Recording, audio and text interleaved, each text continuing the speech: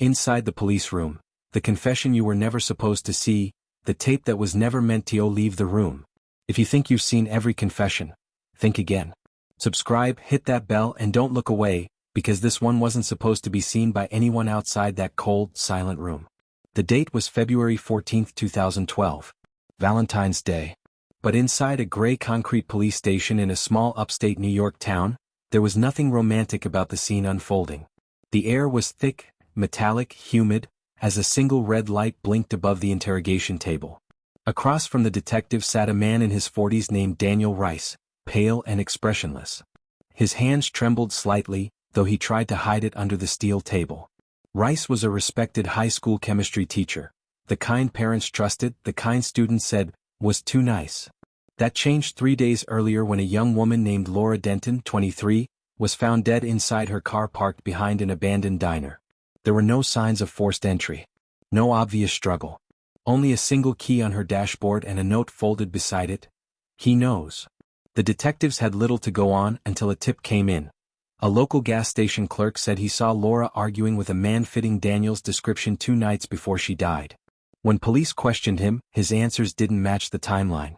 So they brought him in, just to talk. That talk was being recorded.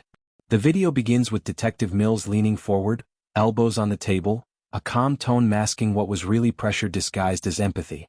"Danny, this is your chance. Tell me what happened that night." Daniel stares down, rubbing his thumb against his wrist. "I didn't kill her," he says softly. "You think I could do something like that?" Mills doesn't respond. He slides a manila folder across the table. Inside are photos, Laura's car, the note, a close-up of her hand. Daniel's eyes twitch for the first time. "We found your fingerprints on her car door," Mills says quietly. Daniel shakes his head. "She asked me to meet her, that's it." She was scared. Scared of who? There's a pause. Daniel's breathing changes. "Someone was following her," he says finally. She said she found something she shouldn't have." Mills narrows his eyes. "Found what?" Daniel looks up for the first time and the camera catches something in his expression. Not guilt, but fear. "It wasn't me you should be looking for," he mutters. "It's someone inside your own department." The room goes still. For a few seconds, even the hum of the fluorescent light seems to stop. Mills leans back, studying him. "You're saying a cop is involved?" Daniel nods once.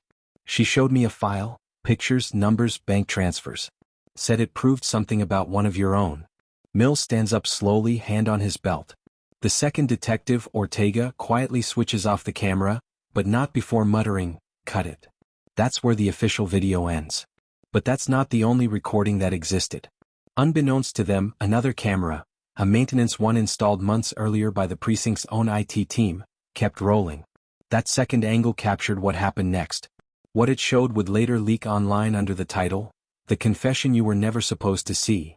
In the leaked footage, Daniel tries to stand, but Mills presses him back into the chair. The tone has changed. Gone is the calm voice.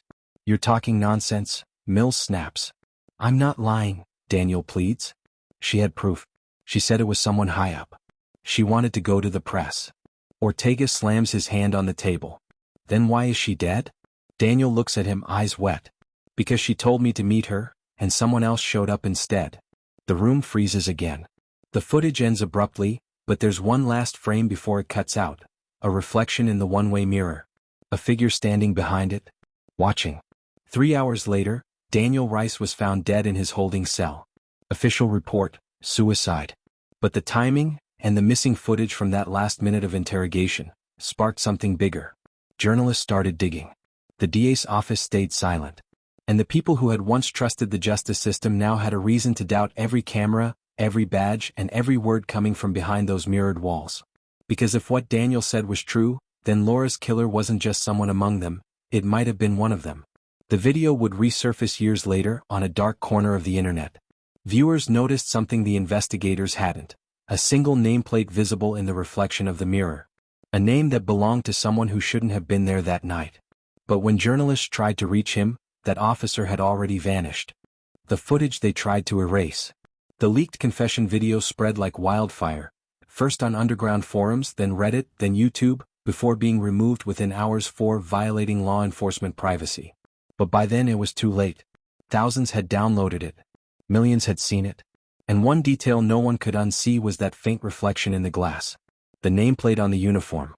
It read, Lieutenant J. Merrick. Lieutenant Jonathan Merrick, head of internal affairs at the precinct.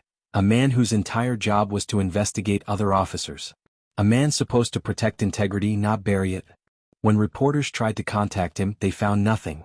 His number disconnected, his home empty, his desk cleared out overnight. The department's official line was vague. Merrick is on leave. But off-record whispers told a different story, that he had disappeared, quietly and suddenly within 48 hours of the video leak. Detective Mills, the man seen in the footage interrogating Daniel Rice, told the press he had no comment. But people close to the case said he looked like a man being watched, constantly checking over his shoulder, avoiding cameras, avoiding questions. 3 days later, an anonymous email was sent to the New York Ledger, one of the state's biggest investigative outlets.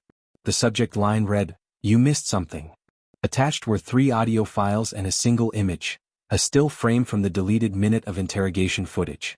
In that frame, Daniel Rice wasn't sitting anymore. He was standing, pointing toward the mirror, yelling something that the camera didn't pick up clearly. But the timestamp said it all, 2:46 and 17 seconds a.m., exactly 1 minute before his death was logged. The emails were traced to an IP address in Albany, but the trail went cold. Whoever sent them knew how to stay hidden. Then, a week later, one of the audio files leaked. It wasn't the interrogation. It was something else, a conversation between 2 officers inside the precinct locker room. The voices were tense, hurried. Voice 1, "They're gonna find out, man. That camera wasn't supposed to be on." Voice 2, "It doesn't matter. Merrick said he'd handle it." Voice 1, "You mean like he handled her?" Then silence. Footsteps. A locker slamming shut. That was the moment when suspicion turned into fear. Public outrage exploded. Protesters gathered outside the police station demanding transparency. The department responded by promising a full internal review. But everyone knew what that meant: delay, deflect, and wait until people forgot. Except one person didn't forget. Rachel Denton, Laura's older sister, was a journalist in Manhattan, sharp, relentless, and known for exposing corruption. When she saw the leaked footage, she recognized something the others didn't. Daniel Rice's tie, a dark blue tie with a small embroidered sunburst pin. Her sister used to wear that same pin. It wasn't just any pin. It was a badge from the Hudson Outreach Program, a charity that worked with inmates in low-income families, and whose funding had been quietly cut 6 months before Laura's death. Rachel started digging into the program's records. What she found was a list of donors, local businesses, politicians, and police benefactors. But near the bottom of the ledger was a small, repeated payment from a private consultancy, registered under one name, J. Merrick and Associates. That was the missing link. Laura had discovered that Merrick's firm was siphoning money from the outreach program through fake invoices, nearly $500,000 over 2 years. She had proof and she was going to go public. But before she could, she called Daniel, someone she trusted, and told him to meet her near the old diner, saying she couldn't keep it anymore. Hours later she was gone. And now both of them were dead. Rachel printed every document, backed up every file, and drove straight to Singfield County, the same town where Daniel had been arrested. She met Detective Mills in a diner parking lot, under the shadow of a flickering streetlight. He looked exhausted, older than his years. "You shouldn't be here," he said quietly. "I'm not leaving until I know what really happened," she replied. He hesitated, then reached into his coat and handed her a flash drive. "This is the full footage. All of it. You didn't get it from me." "What's on it?" "Everything they didn't want the camera to see." Rachel took it, heart pounding. Mills turned to leave but stopped halfway. "Be careful who you send it to," he said. "Merrick isn't just some crooked cop. He has friends in places you don't want to know about." That night, Rachel played the footage on her laptop in a cheap motel room. The first few minutes were what everyone had seen: Daniel's denial, his fear, the tension. But then the missing part began. The door opened. A man in a suit entered, no badge, no uniform. Just that calm, slow voice: "Daniel, you've said too much." Daniel turned. "You can't stop this." The man leaned closer. "You're right. But I can stop you." There was a flash of movement, and the camera glitched. The final frame before static showed one unmistakable detail: the man's wrist, wearing a silver watch engraved with the initials JM. Rachel sat frozen. The hum of the motel's neon sign flickered through the curtains as realization sank in. Lieutenant Merrick hadn't disappeared. He was still here. Still operating. And worse, she could feel it, someone knew she had just watched that video. The confession you were never supposed to hear. Rain fell hard that night, drumming on the motel's roof like static. The storm outside seemed to echo the chaos in Rachel's head. The flash drive still sat in her laptop, its tiny light blinking. On the screen, the paused image of Lieutenant Merrick's silver watch stared back, silent, damning, and deadly. Rachel's breath trembled. She knew what this meant. Merrick wasn't just involved. He was the architect. The confessions, the missing files, the disappearances, it all traced back to him. But she also knew something else. Once you uncover a secret this deep, you don't sleep easy again. Her phone vibrated on the table. A message. Unknown number. You shouldn't have watched it. Rachel's chest tightened. She jumped to her feet and yanked the motel curtain aside. Outside, only the reflection of blue and red lights flickered through the rain. But no police car followed. No sirens. Just that silent hum of the highway in the distance. She packed up immediately, laptop, notes, flash drive, and slipped out the back exit. She knew she had one shot to get this story out before Merrick's people found her. Her plan was simple. Drive to the New York Ledger's secure office, hand over the footage, and let the truth burn its way through the system. But as she started her car, the radio crackled to life. Not music, voices. Rachel Denton, turn yourself in. We just want to talk. Her grip on the steering wheel froze. They had tapped the police frequencies. They knew exactly where she was. She drove. Fast. The wipers barely kept up with the rain. The headlights carved a narrow tunnel through the fog as she headed toward the city limits. Every few minutes she checked the rearview mirror. Every few minutes she swore she saw headlights behind her, just far enough to stay hidden. By dawn she reached the edge of the Hudson Bridge. But standing halfway across was a roadblock, 2 patrol cars, lights flashing. Rachel slowed. A uniformed officer approached her window, his flashlight beam slicing through the wet glass. Ma'am, need you to step out of the vehicle. Her pulse raced. What's this about? Just a routine check, he said flatly. But something about his tone, too calm, too deliberate, told her everything she needed to know. She stepped out slowly, pretending to reach for her ID. Then, in one sudden motion, she turned and ran. The officer shouted, but she didn't stop. The rain blurred her vision, her shoes splashing across the wet concrete until she slipped into the shadows beneath the bridge. The flash drive was still in her pocket. That was all that mattered. She ducked behind an old maintenance shack, trying to catch her breath. But then she saw him. Lieutenant Merrick. He was older than in the videos, but the presence was unmistakable, the same posture, the same slow precision. He wasn't wearing his badge anymore, just a gray overcoat soaked through by the rain. Rachel, he said softly, almost kindly. You've gone too far. You killed them, she hissed. Laura, Daniel, how many more? Merrick tilted his head. Killed? No.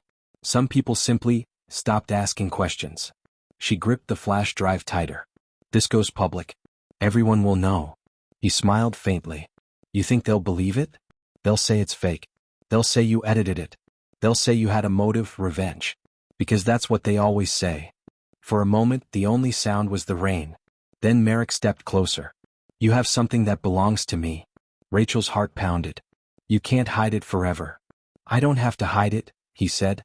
I just have to erase you from it. He reached into his coat and she ran, bolting toward the open side of the bridge.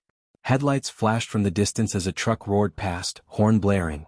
Rachel darted across the slick concrete, slipping, falling, scrambling back up. She could hear footsteps chasing her, heavier, faster. In a last desperate move, she tossed the flash drive over the guardrail, straight into the river below. Merrick stopped dead. His eyes followed the splash as the current swallowed it whole. He exhaled. That was a mistake. Rachel turned to face him, rain dripping down her face. No, she said, voice steady. Now it's out there. Someone will find it. He stepped closer, almost whispering.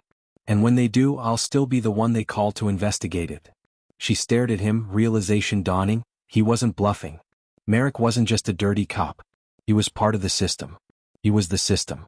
Before she could react, the sound of sirens grew louder, real ones this time.